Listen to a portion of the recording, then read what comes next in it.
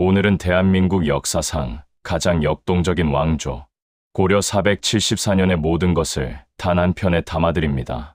전쟁과 배신, 사랑과 죽음, 저항과 굴복. 고려는 단순한 왕조가 아니었습니다. 세계 최강 몽골도 완전히 정복하지 못한 나라. 그것이 바로 고려였습니다. 지금부터 918년부터 1392년까지 474년의 파란만장한 역사 속으로 함께 떠나겠습니다. 때는 900년대 초, 한반도는 세 나라로 갈라져 있었습니다. 신라, 후백제, 후고구려. 이것을 역사에서는 후삼국 시대라고 부릅니다. 후고구려의 장수 왕건은 남다른 인물이었습니다. 전쟁터에서는 용맹했지만 사람을 죽이는 것을 즐기지 않았습니다. 점령한 지역의 백성들을 함부로 다루지 않았고 적장이라도 능력이 있으면 품어 안았습니다. 918년 왕건은 군사들의 추대를 받아 왕위에 올랐습니다. 나라 이름을 고려라 하고 수도를 송악으로 정했습니다. 고구려를 계승하겠다는 강한 의지였습니다. 그러나 한반도 통일은 쉽지 않았습니다. 후백제의 견훤은 강력한 적수였습니다. 두 나라는 수십 년간 치열하게 싸웠습니다. 그런데 결정적인 반전이 일어났습니다. 936년 견훤이 직접 왕건에게 항복해 온 것입니다. 자신의 아들 신검에게 왕위를 빼앗기고 아버지가 적국의 왕에게 달려온 것이었습니다. 견훤의 도움을 받은 왕건은 후삼국을 완전히 통일했습니다. 신라는 스스로 고려에 귀순했고 후백제는 전쟁으로 무너졌습니다. 936년 한반도는 다시 하나가 됐습니다. 왕건은 통일 후에도 신라 귀족들을 차별하지 않았습니다. 후백제 출신도 품어 안았습니다. 이것이 고려가 474년을 버틴 힘의 원천이었습니다. 왕건이 죽고 여러 왕이 바뀌었습니다. 그러다 949년 광종이 즉위했습니다. 처음 7년 광종은 조용했습니다. 공신들의 눈치를 보며 숨을 죽였습니다. 그러나 그것은 폭풍 전야였습니다. 956년 광종은 노비안건법을 선포했습니다. 억울하게 노비가 된 사람들을 해방시키는 법이었습니다. 이것은 단순한 복지 정책이 아니었습니다. 귀족들의 경제 기반을 흔드는 혁명적 조치였습니다.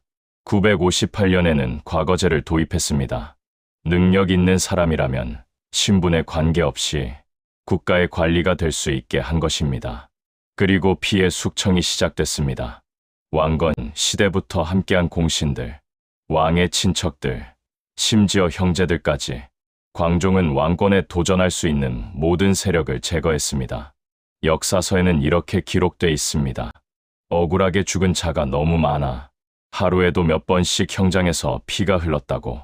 잔인했지만 효과는 확실했습니다.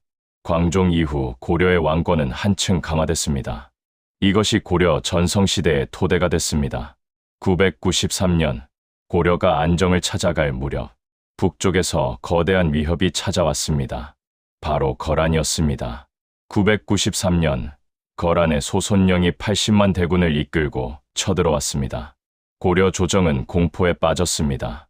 일부 신하들은 아예 땅을 떼어주고 항복하자고 했습니다. 그때 한 사람이 나섰습니다. 서희였습니다. 서희는 단신으로 거란 진영에 들어갔습니다. 소손령과 마주 앉은 서희는 전혀 주눅 들지 않았습니다. 소손령이 말했습니다. 고려는 신라 땅에서 나온 나라이니 고구려 땅은 우리 거란의 것이오. 서희가 답했습니다. 무슨 말씀이십니까? 우리 고려는 고구려를 계승한 나라입니다. 나라 이름도 고려이고 수도도 고구려 옛 땅에 있습니다. 오히려 거란이 우리 고구려 땅을 침범한 것이 아닙니까? 소손령이 말을 잇지 못했습니다. 서희는 계속했습니다. 우리가 거란과 교류하지 못하는 것은 여진족이 그 사이에 끼어 있기 때문입니다. 여진을 몰아내고 우리가 그 땅을 차지하면 거란과 교류하겠습니다. 결과는 놀라웠습니다. 80만 대군을 이끌고 온 거란이 군대를 물렸습니다. 그리고 오히려 강동 육주라는 땅을 고려에 내줬습니다. 전쟁 한 번 없이 말 한마디로 영토를 넓힌 것입니다. 서희의談判은 외교 역사상 가장 빛나는 순간 중 하나입니다. 거란은 포기하지 않았습니다. 1010년 2차 침략에 이어 1018년 세 번째로 쳐들어왔습니다. 이번에는 소배합이 10만 정의 기병을 이끌었습니다. 고려 조정은 강감찬을 총사령관으로 임명했습니다. 그런데 놀라운 사실이 있습니다. 강감찬은 무장이 아니었습니다. 과거 시험에서 장원 급제한 문신이었습니다. 그리고 이때 나이가 무려 73세였습니다. 강감찬은 먼저 흥화진에서 수공을 펼쳤습니다. 강물을 막았다가 거란군이 강을 건널 때 터뜨린 것입니다. 혼란에 빠진 거란군에게 기병 1만 2천이 덮쳤습니다. 그리고 귀주 벌판에서 최후의 결전이 벌어졌습니다. 고려군 20만과 거란군 10만의 대충돌이었습니다. 전투 결과는 충격적이었습니다. 10만 거란군 중 살아서 돌아간 자 겨우 수천 명.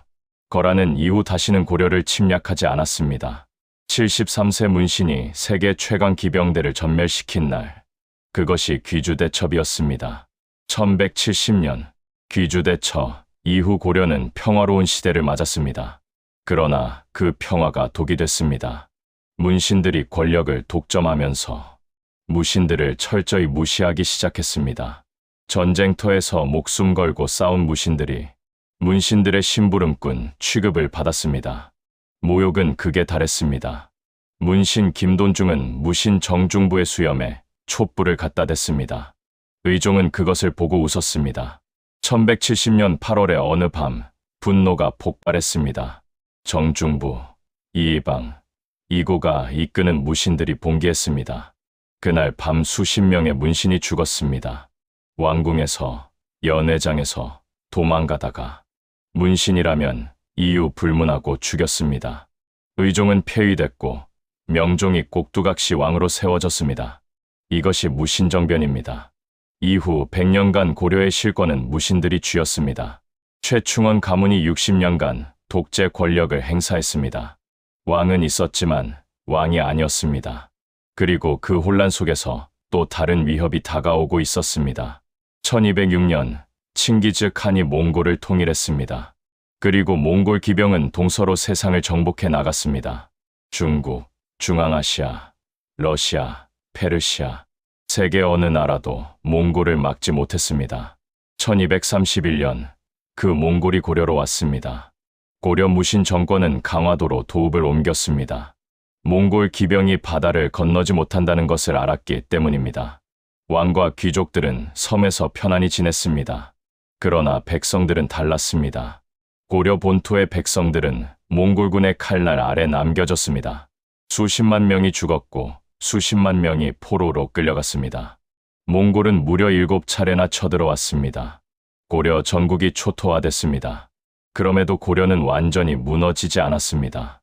처인성에서는 승려 김윤우가 몽골 장수를 활로 쏘아 죽였습니다. 충주성에서는 관노비들이 힘을 합쳐 몽골군을 막아냈습니다. 나라가 버린 백성들이 나라를 지킨 것입니다. 그리고 이 시기에 기적 같은 일이 벌어졌습니다. 몽골의 침략을 부처의 힘으로 막겠다며 나무판 8만여 장에 불경을 새기기 시작한 것입니다. 8만 대장경, 그것은 절망 속에서 피어난 위대한 유산이었습니다. 30년의 전쟁 끝에 고려 왕실은 결국 항복했습니다.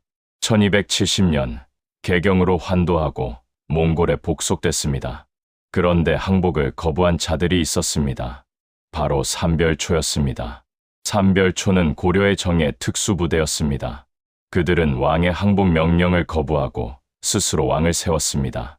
강화도에서 진도로, 진도에서 제주도로 옮겨가며 몽골 고려 연합군에 맞서 싸웠습니다.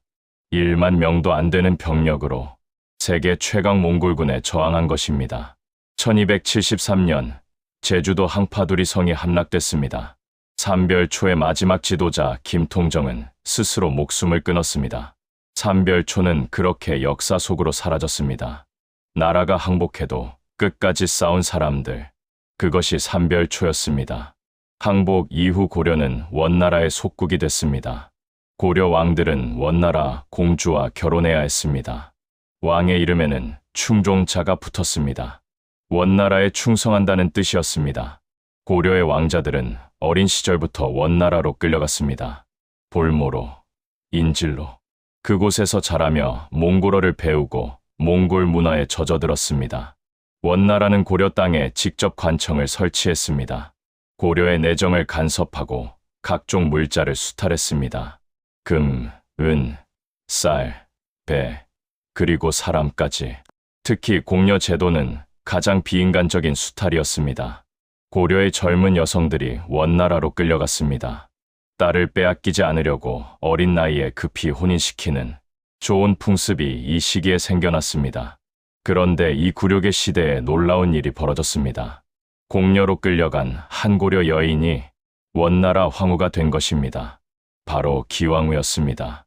기왕후는 원순제의 총애를 받아 황후 자리에 올랐습니다. 아들이 황태자가 됐습니다. 고려 출신 여인이 세계 최대 제국의 황후가 된 것입니다. 그러나 기왕후는 고려를 돕지 않았습니다. 오히려 고려를 원나라의 직할지로 만들려 했습니다.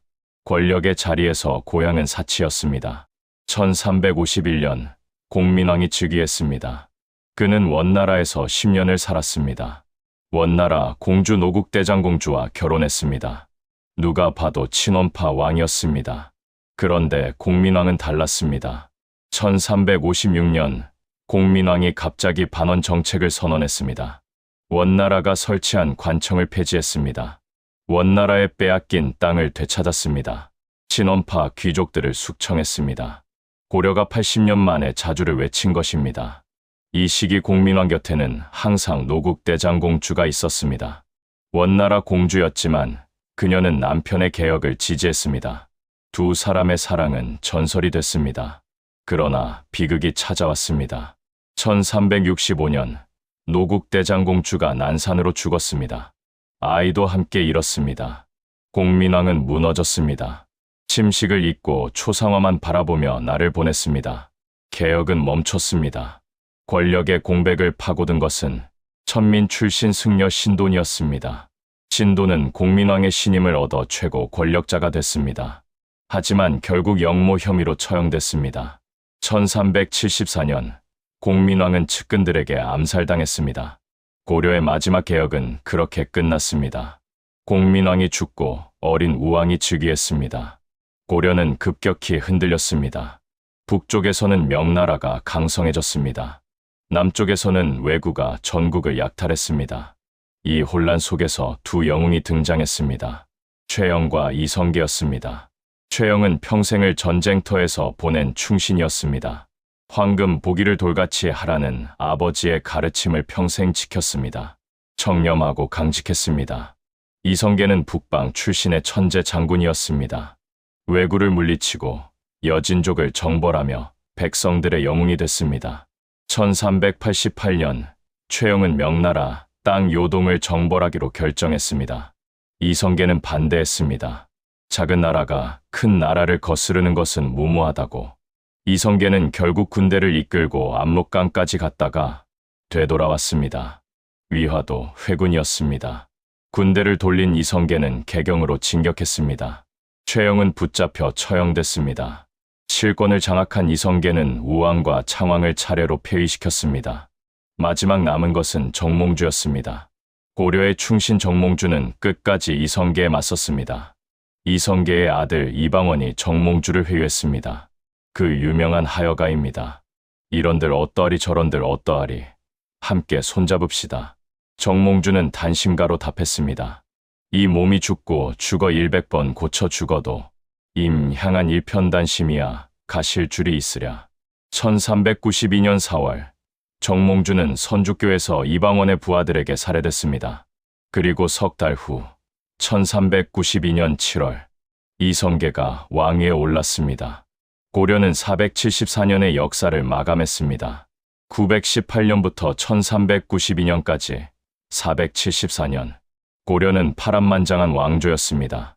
세계를 정복한 몽골도 완전히 꺾지 못했고 거란의 30만 대군도 물리쳤습니다.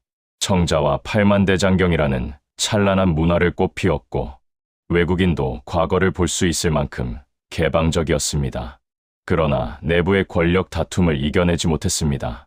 무신정변, 원나라 간서, 권문세족의 횡포, 결국 고려는 안에서 무너졌습니다. 474년의 고려가 우리에게 남긴 것은 무엇일까요? 강한 외적도 이겨낼 수 있지만 내부가 썩으면 나라는 반드시 무너진다는 교훈이 아닐까요? 소리통 타임 캡슐이었습니다. 고려의 역사가 도움이 되셨다면 구독과 좋아요 부탁드립니다. 다음 영상에서 또 만나겠습니다.